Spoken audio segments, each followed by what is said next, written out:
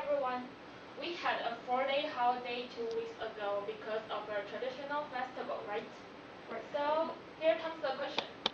Which festival do you think is the most important festival in Chinese culture? No, you just have to say your answer. You just have to. Food festival. I think sushi is the most important. I prefer the gas festival. Many people would say it's Chinese New Year. And when it comes to history, we know that long time ago, China was a strong country at the time. So many countries will learn from Chinese culture. So did Korea. In Korea, there is a festival just like Chinese New Year, and Korean call it Lunar New Year. And it's the second important festival in their culture, because the biggest one is Korean Thanksgiving Day. Korea would have 3-day holidays for their festival, so which means they have to start to work at the second day or the third day of Lunar New Year. But already the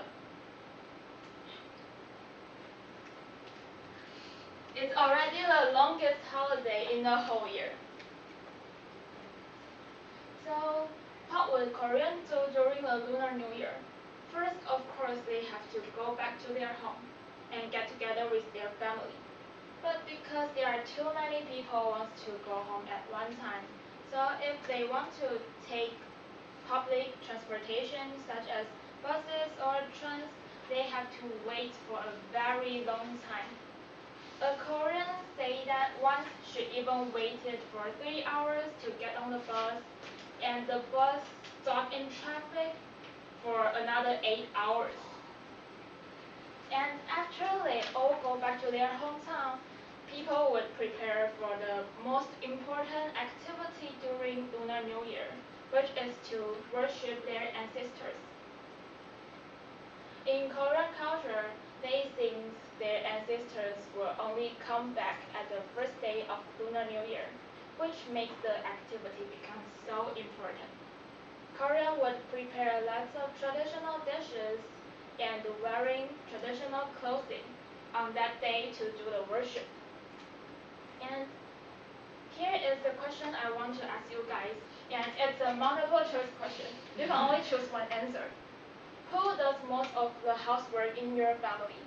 A. Your father. B. Your mother. C. You guys. D. No one. C. B. Most of you guys say B, right? I asked the question because you know that there is some male chauvinism in Korea. And in traditional family, women have to do everything, all the housework, all the preparation for worship or other activities. And that's what they should do.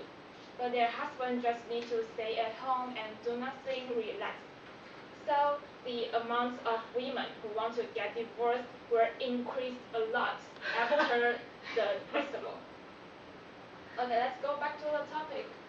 After they finish doing worship, they would have rice cake soup, and it's a traditional dish. Different region would have different ways to cook it. For example, North Korea would make the rice cake look like poop, and which means being healthy and doing well on everything.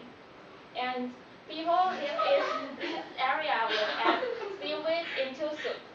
You know, seaweed is a popular food in Korea because Koreans think it can make people live longer, but you cannot drink it before you having a test. And then they would go to sweeping tombs. They only have 1 day a year to sweep the tombs. That's the first day of Lunar New Year. And men had to bow their faces to the ground like this for 2 times, and women would do that for 1 time in front of the tombs. And then they would spread rice wine on tombs for 3 times. So after that, they would visit their relatives and friends. just like us, we will visit our relatives during Chinese New Year. And it's also children's happy time because they will get their lucky money. But they don't use red envelope, they use the white one because white means good in Korea culture. So they will also play some traditional games together, like this one and Mago and flying kites. I think you maybe heard about the Mago, right? It's just like poker. And flying kites means keep the bad luck far away from us. And for this game, it has 4 sticks, and people will throw the sticks to decide how many steps you can go on the paper. It's a little bit like Monopoly. And then they will also wear shoes into houses. That means they will wear shoes all day. Because of an interesting story. In Korea, there is a kind of goblin, and the goblin likes people's shoes very much, so they would take the shoes away if the shoes are outside the house or are worn by people. And people whose shoes are taken away would be unlucky all year.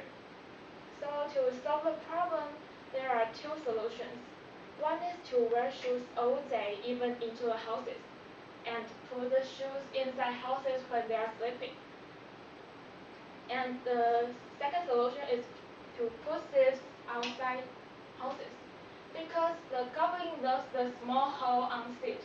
So people will use that to attract them and let them lose interest in shoes. And here are some customs and traditional activities for Lunar New Year. And I hope my presentation can help you guys to know more about the traditional festival. And that's all from me. Thank you.